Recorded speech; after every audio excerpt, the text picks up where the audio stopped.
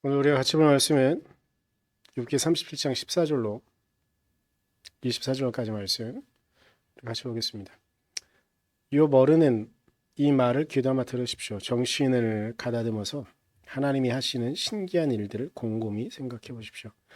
하나님이 어떻게 명하시는지, 그 구름 속에서 어떻게 번갯불이 번쩍이게 하시는지 아십니까? 구름이 어떻게 하늘에 떠 있을 수 있는지를 아십니까? 하나님이 이 놀라운 솜씨를 알기라도 하십니까?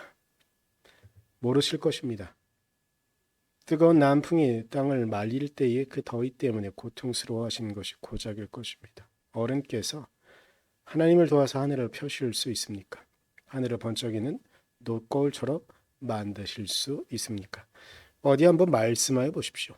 하나님께 뭐라고 말씀드려야 할지를 우리에게 가르쳐 주십시오. 우리는 무지몽매하여 하나님께 드릴 말씀이 없습니다. 내가 하고 싶은 말이라고 하여 다 할 수 있겠습니까? 어찌하여 하나님께 나를 멸하실 기회를 드린단 말입니까? 이제 하늘에서 빛나는 빛이 눈부십니다. 쳐다볼 수 없을 만큼 밝습니다. 바람이 불어서 하늘이 맑아졌습니다. 북쪽에는 금빛 찬란한 빛이 보이고 하나님의 위엄찬 영광이 우리를 두렵게 합니다. 하나님의 권능이 가장 크시니 우리가 전능하신 그분께 가까이 나아갈 수 없습니다. 사람을 대하실 때에 의롭게 대하시고 정의롭게 대하여 주십니다. 그러므로 사람이 하나님을 경외해야 하는 것은 당연합니다. 하나님은 스스로 지혜롭다고 하는 사람을 무시하십니다. 아멘. 오늘 우리가 같이 보는 엘리 후의 말, 욥기 37장은 엘리후의 마지막 연설입니다.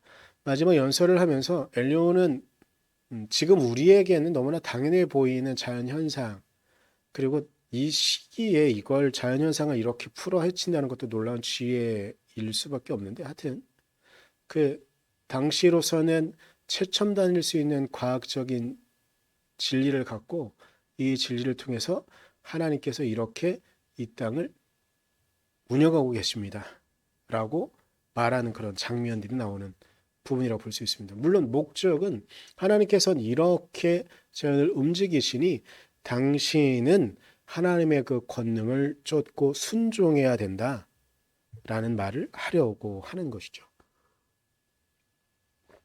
그래서 좀 내용을 좀 보면 3절부터 5절까지는 하나님의 음성으로 번개와 천둥을 명하신다라고 말해요.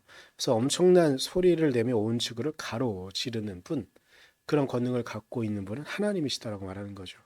천둥, 번개 이야기를 한 엘리오는 이어서 6절부터 8절까지는 눈과 비도 하나님이 어떻게 통제하고 계시는지, 하나님께서는 그렇게 눈과 비를 통제하고 계시며, 그리고 9절부터 11절까지는 거기에 동반되어질 수 있는 폭풍우, 그리고 추위, 그리고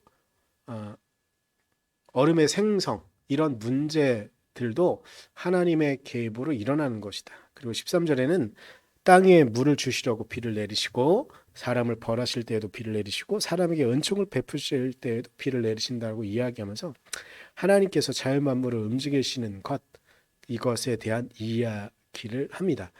그런데 이 부분은 저희가 며칠 동안 계속 엘리후의 잘못과 엘리후가 범하고 있는 오류들을 논했으니까 이 말도 잘못된 말로 생각할 수 있지만, 실제로 이건 교회에서도 여전히, 그리고 고대에도, 그리고 지금도 여전히 우리에게 유효한 우리의 신앙 고백일 수 있는 그런 부분입니다.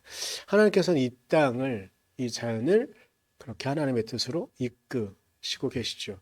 우리가 그 자연 현상에 개입하지 않았다면 아마 이 자연은 지금 우리에게 더 풍요로운 많은 것들을 줄 수도 있었을 것입니다. 하지만 인간의 욕심이, 그리고 인간의 어떤 성장이 오히려 그런 자연스러운 자연의 흐름을 막고 오히려 우리를 해치는 결과를 만든 것이기도 할 것입니다. 그런데 우리가 오늘 읽었던 14절 이후부터는 내용은 무엇이냐면 간단하게 말하면 이겁니다. 하나님께서는 이렇게 자연을 움직이시는데 욥, 당신은 이런 자연 현상을 움직일 수 있습니까? 라고 질문하는 것, 그것이 오늘 엘리후가 욥에게 하는 그런 말입니다. 그러면서 하는 말이 무엇이냐면 당신이 이런 권능이 없는데 어떻게 그렇게 큰 권능으로 이 땅을 움직이신 하나님 앞에 법정에 나오라고 말할 수 있고 어떻게 하나님과 말싸움을 할 수 있습니까라고 말을 하는 거예요. 그러니 당신은 어서 빨리 마음을 돌이켜서 하나님 앞에 복종하십시오라고 말하는 게 오늘 엘리후가 말하고 있는 겁니다.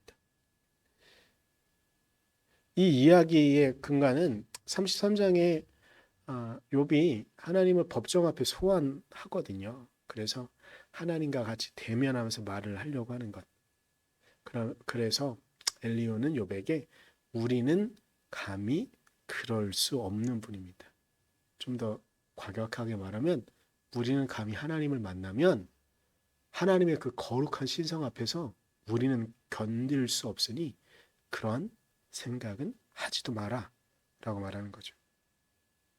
우리는 감히 하나님을 만날 수 없는 존재이며 그 위대하신 분은 저 구름 위에서 우리를 통치하시는 분, 그저 저 멀리 계신 분으로만 생각하는 것이 오늘 엘리후의 말이며 엘리후의 결말입니다. 그러니까 자연 현상과 현상 속에서 그렇게 우리를 통치하시는 분으로만 엘리후는 이야기하는 것이죠. 그런데 이 엘리후의 말은 바로 이어서 38장에 보게 되면 하나님의 등장과 함께 이 말이 얼마나 의미 없는 것인지 보게 됩니다. 우리가 내일부터 보게 될 텐데요. 여기서 이제 38장의 이야기는 내일 좀 해야 되니까 한번 생각해 보았으면 좋겠습니다. 과연 우리는 하나님을 만날 수 없는, 하나님은 우리를 그렇게 만나주시지 않은 분일까? 하나님은 저 멀리만 계시고 우리와는 관계를, 어떠한 관계도 맺지 않은 분일까요? 우리와 다르게 저 멀리 떨어져서 우리와는 다른 삶을 살아가시는 하나님이실까요? 사람들은 자꾸만 그런 의식 속에 하나님을 저 멀리 계신 분으로만 두고 우리는 이 땅에서 왕의 통치 혹은 제사장의 통치만 받아야 된다고 생각했던 것들이 구약의 사고방식이었고 그 속에 신실하지 않은 왕, 신실하지 않은 제사장으로 인하여 고통받고 신음하는 삶을 살아갔던 것들이 유대인의 삶이었습니다. 그런데 그 모든 관념을 넘어서서 결국 하나님께서 우리에게 이루신 것은 무엇이냐면 오늘 사순절을 보내고 있으니 더욱더 우리에게 다가오는 이야기는 무엇이냐면 그리스도께서 살아계신 하나님이 되셔서 우리를 위해 이 땅에 오셨다는 겁니다.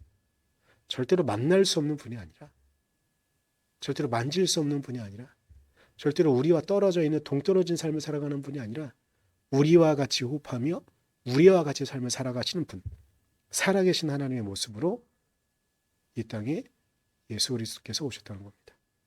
그래서 우리는 질문하고 우리는 보아야 합니다. 그 하나님은 살아계신 하나님이신가? 아니면 저 멀리 떨어져 계신 그런 하나님인가?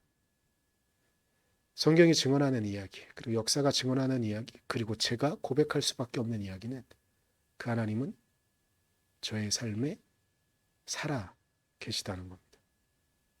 제가 믿고 확언할 수밖에 없는, 확신하게 말씀드릴 수 있는 단 하나는 하나님은 오늘도 여전히 우리와 함께 살아 계시다는 겁니다. 그 하나님을 우리가 믿고 나아갈 수 있기를 간절히 소망합니다. 기도하겠습니다. 주님, 우리가 주님을 의지합니다. 주님의 말씀을 믿고 바라며 나아갑니다. 주님, 우리에게 믿음을 허락하셔서 우리가 온전히 하나님 은혜 안에 살아가게 하시고 오늘도 우리와 함께 호흡하시며 오늘도 우리와 함께 살아계신 그 하나님의 은혜 안에 우리의 삶을 드리며 우리의 삶을 살아갈 수 있도록 주님, 우리를 이끌어 주시옵소서. 오늘도 살아계신 하나님과 함께 살아가길 간절히 소망하며 예수님의 이름으로 기도드렸습니다. 아멘.